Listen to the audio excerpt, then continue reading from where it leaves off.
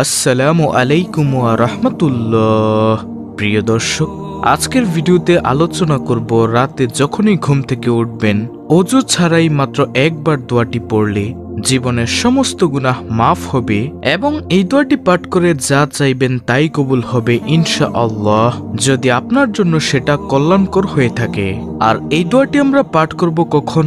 দুইটি কারণে ঘুম থেকে আমাদের রাত্রে উঠা হয়। নম্বর 1, কোনো কারণে ঘুম ভেঙে যাওয়া, অর্থাৎ প্রকৃতির ডাকে সাড়া দিতে আমাদের অনেকের ঘুম ভেঙে যায়, এমনকি এমনিতেও ঘুম ভেঙে যায়। এমনি ঘুম ভাঙুক আর প্রকৃতির ডাকে সাড়া দেওয়ার কারণে ঘুম ভাঙুক, যখনই আপনি ঘুম থেকে উঠুন না কেন, ঘুম থেকে জাগ্রত হওয়ার সাথে সাথে দোয়াটি পাঠ করে যা চাইবেন তাই কবুল হবে ইনশাআল্লাহ।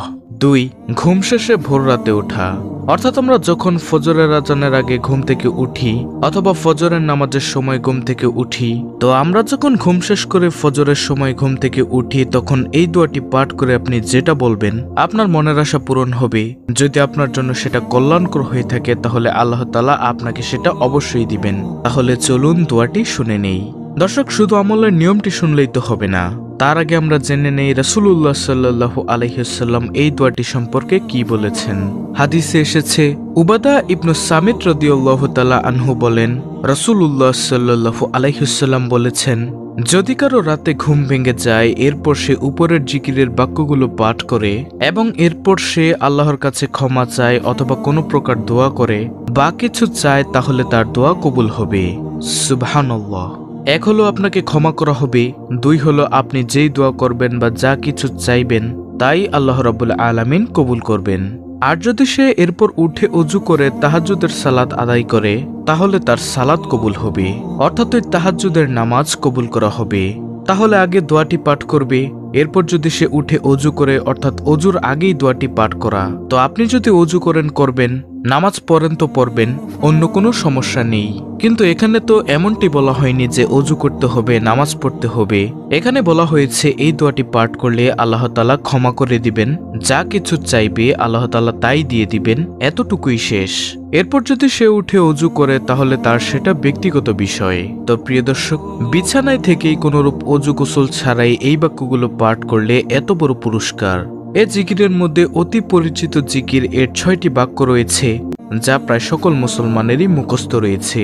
তাহলে বোঝা গেল দোয়াটিও সহজ, প্রত্যেকেরই বাক্যগুলো মুখস্থ আছে। দোয়াটি আমরা এখন দেখে নিই। দোয়াটি পড়তে অনেক সহজ, চমৎকার একটি দোয়া।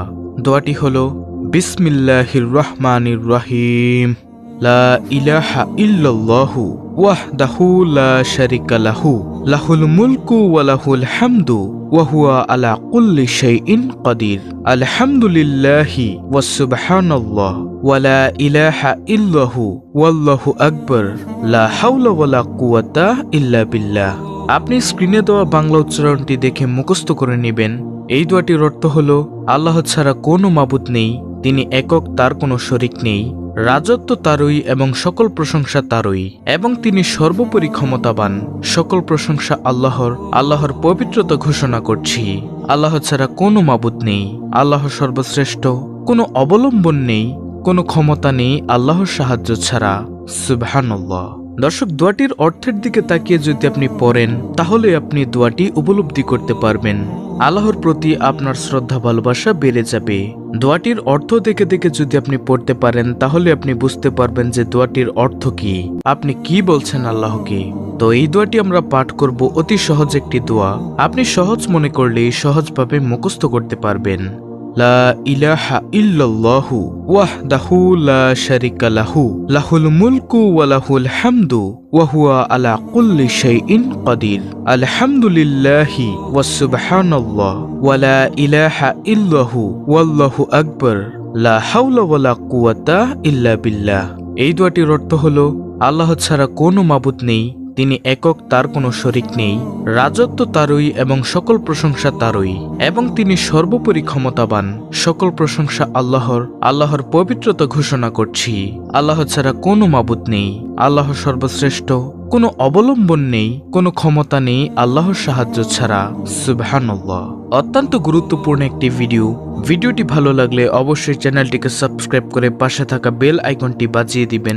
ভিডিওটিতে একটি লাইক দিবেন এবং কমেন্টে আমিন লিখবেন এবং অন্য মুসলিম ভাই বোনদের কাছে ভিডিওটি শেয়ার করে দিবেন যেন তারাও দেখে শিখে আমলটি করতে পারে। আল্লাহ রাব্বুল আলামিন আমাদের সকলকে উক্ত আমলটি করার তৌফিক দান করুন। আমিন।